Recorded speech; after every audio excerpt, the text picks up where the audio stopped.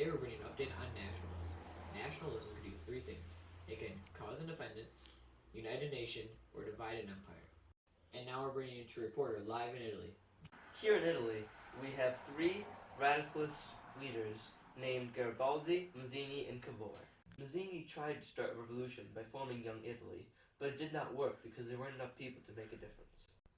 The second radicalist leader was Cavour, who successfully revolted against Austria in Piedmont, Sardinia, and encouraged other Italians to do the same.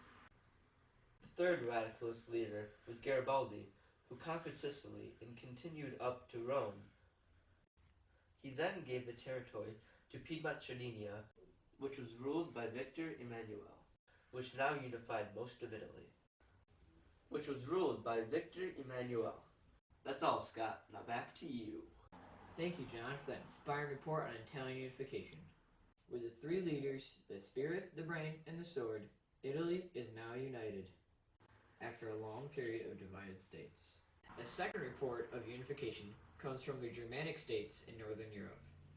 With the newly invented steam engine used on railroads, John can now bring you a live report from Germany. The unification of Germany is all due to Otto von Bismarck through blood and iron. He accomplished this through three wars. The first war was the Danish War, which took two duchies from Denmark. The second war was the 7 Weeks' War between Austria and Prussia, and when Prussia won, several North German states decided to join the North German Confederation under Bismarck. The third war was the Franco-Prussian War, caused by the EMS dispatch, which inflamed public opinion on both sides. The other Germanic states that weren't in the North German Confederation joined Prussian side to defeat France. After Prussia beat France, they forced France to give up two territories, which now resulted in a fully united Germany. Back to you, Scott. Bismarck's blood and iron policy really did the job in uniting Germany.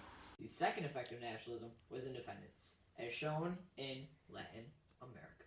And with the invention of the steamship, John has traveled to Latin America. The three people that helped gain independence for Latin America were Simón Bolívar, José de San Martín, and Toussaint Louverture. Bolívar liberated Bolivia, Panama, Colombia, Peru, Ecuador, and Venezuela, which he then formed Gran Colombia. José de San Martín liberated Argentina and then joined forces with Bolívar to liberate more of Latin America.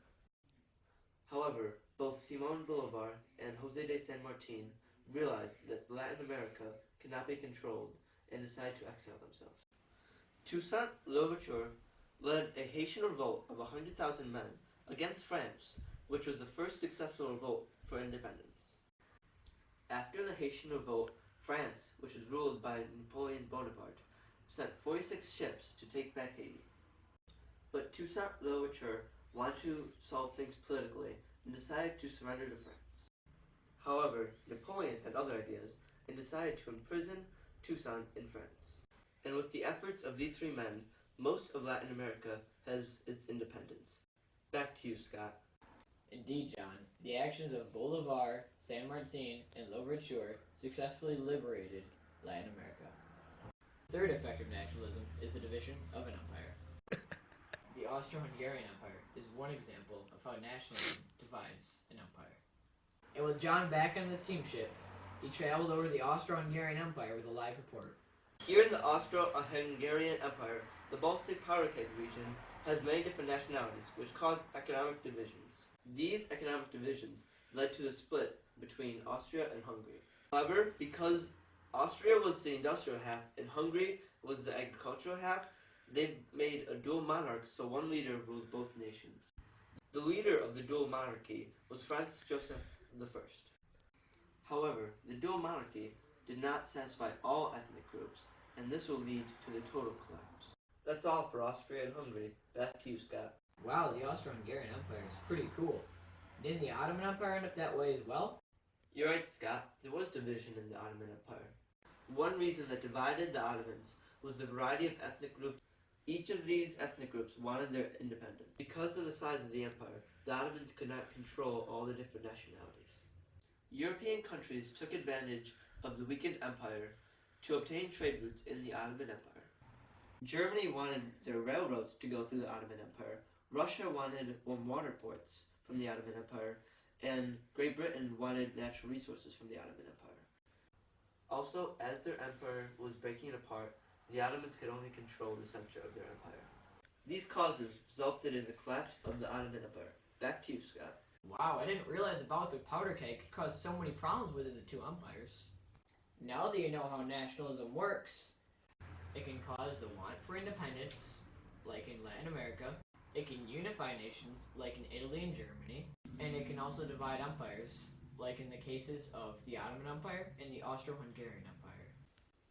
In other words, nationalism divides empires and helps countries. Hope you enjoyed our report on nationalism. Stay tuned for our report on technological advances.